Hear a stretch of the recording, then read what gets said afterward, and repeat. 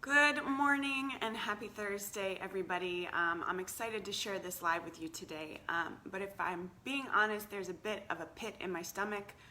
And I just want to take a second to say that I am praying for all the families and the kids that are involved in the Saga shooting this morning. And again, I'm excited to share this information with you, but it's with a heavy heart. So just know I'm praying for comfort and support and peace for all of you.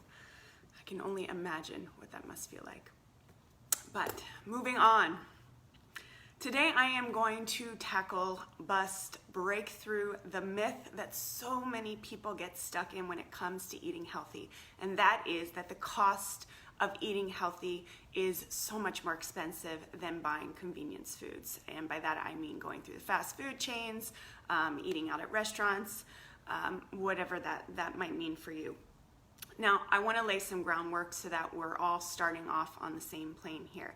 If you want to argue with me that, buying the organic, gluten-free, soy-free, dairy-free granola bars are a lot more expensive than buying, let's say, Quaker oatmeal granola bars that are filled with crap, well, you're going to win that argument because you have to look at what it is you're comparing. And earlier this week I put up a post that asked, which one would you buy?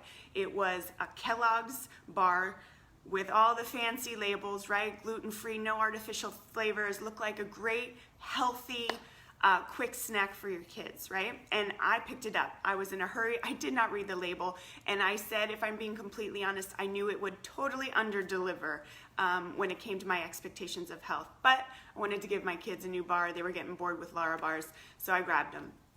When I got home, I looked at the label, and there were 9 different areas where sugar was listed. 9. Now, that bar cost about 50 cents per bar when you break it down. Lara bars, on the other hand, which the one that I posted was cashew cookie, that has 2 ingredients, dates and cashews, as compared to the 36 ingredients on the other bar. Now, your Lara bars will run you anywhere from $1 to $2 depending on where you live. So obviously there is a great discrepancy in the price there. But people, you are getting what you pay for there. The reason that they are selling them to you for 50 cents a bar is because it is filled with crap that is mass produced, things like corn syrup, rice flour, palm oil, all these things that are super cheap to mass produce and put together and formulate to make this tasty snack for you. Well, it's crap.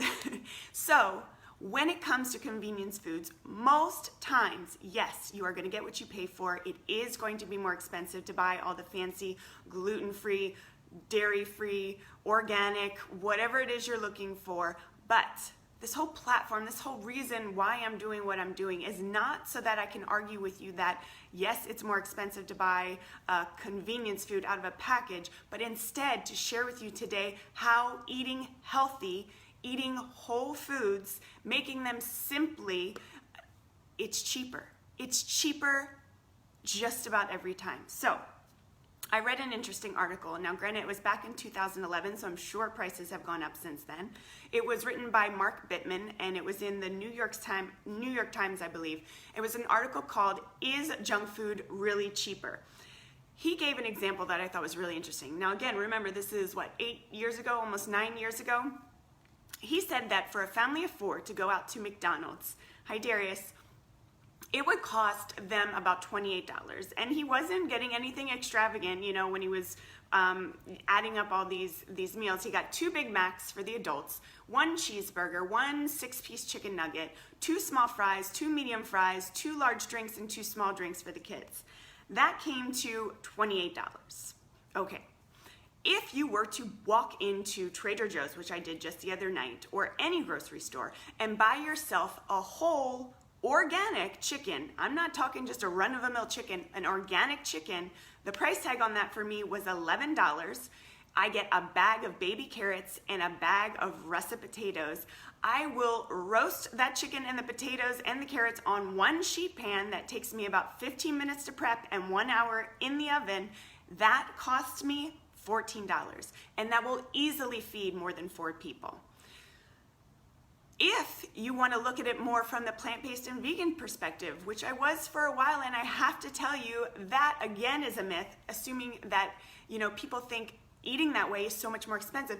Eating plant-based or vegan is actually even cheaper than buying those organic meats or the grass-fed beef. So let's use that as an example. Let's do rice, beans, maybe some guacamole or avocado and some tortillas and all the fixings on top. When you price that out for 4 to 6 people, it's $7 to $8. So people, I want to compare that again just so you're seeing apples to apples here. A meal for 4 at McDonald's, $28, probably closer to $30 now. A meal of organic chicken, roasted potatoes and carrots, $14, and a plant-based meal of rice, beans, all the fixings, tortillas, guacamole, about $7 to $8. You do the math. Okay, so why though? Why do we have such a problem actually making that food? And I want you to think too now. Let's talk more first about all the things that we have available to us that aren't that expensive. And some of you may already be making the argument in your head, yeah, but you know, to eat healthy, you got to buy organic and you got to buy, you know, the reduced sodium. And listen, I've said this before. When it comes to organic, buy what you can afford. If it's truly an issue of cost, then don't buy organic right now. Now, I'll probably do another video when it comes to what I truly believe is most important to buy when it comes to organic. But for right now, hear me when I say that you don't need to buy all the organic produce. You don't need to buy all the organic fruits. Buy what you can. The point is, it is better to eat it and not have it be organic than to not buy it at all and argue that you can't afford the organic stuff. Does that make sense? So I'm talking about potatoes, bananas, sweet potatoes, grains like rice, romaine lettuce, beans, frozen vegetables and fruits. All of this stuff is very cost effective when it comes to eating. The underlying problem, if we're being honest with ourselves, is not that it costs more, but that we're looking at cooking as a chore. It is a burden to most people. We don't see it as a joy, let alone even a responsibility most times.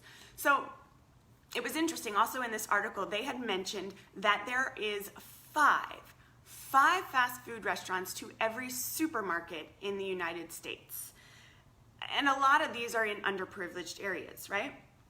Add to that the fact that they are paying over $5 billion annually to market to us in a way that it's almost like we can't say no. And on top of that, they are spending a massive amount of money paying these scientists behind closed doors to produce this highly hyper-processed food that is addictive to us. It literally is addictive, and they've done a million studies. It triggers these areas in our brain that makes us not only come back for more, but over-consume when we do, because it's not, our bodies are not telling us that we're full. So we're just caught sort of in this vicious cycle, and it's time to break out of it. When we know better, we do better. And again, my whole hope for this platform, my page and YouTube, is really just to shed light on that. If nothing else, if we can at least educate ourselves a little bit and start making those small steps equal big impact. So think about it this way. If right now you're struggling and you're sort of in this convenience food rhythm, okay, so you're not cooking from home, I'm just going to challenge you one meal out of the week. I want you to choose one meal. I want you to go buy the produce, and I want you to make it. One meal out of the week will be, it kind of starts this sort of momentum, right? And with action, we get this boost of endorphins. We feel like we can do it, and we actually notice that our family's enjoying it. Our bodies start to feel better. So it's just sort of like a ripple effect. So that's what I challenge you to do. Now, let's talk about the argument of, you know, it's not really about the expense so much. And hopefully I have sort of shattered that. And if you have more questions, or if you have an argument, I'd love to hear it. Place it in the comments, DM me, whatever. The bottom line is, though, what I truly believe is that eating whole foods is always going to be cheaper than going through the fast food chains or going to restaurants.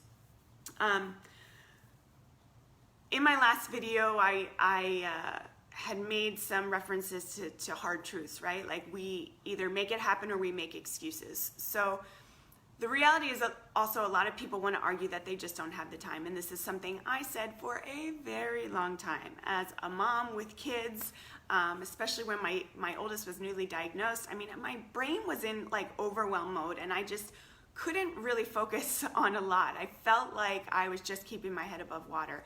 Where was I going to find the time? Here's another challenge for you. There's a ton of apps out there and it will track your time on your social media. I challenge you to do it and then come back to me and tell me how much time you're actually spending on your phone. It's pretty mind-blowing, and I think you will be surprised and shocked to see how much time we're spending on this box. And if it's not this box, maybe it's that box.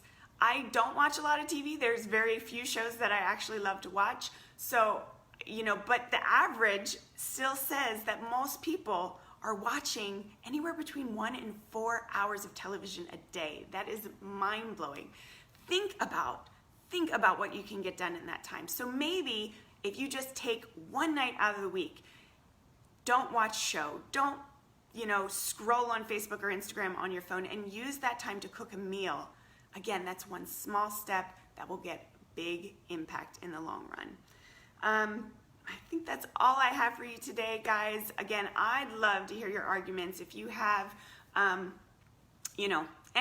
rebuttals, send it my way. And here's another thing.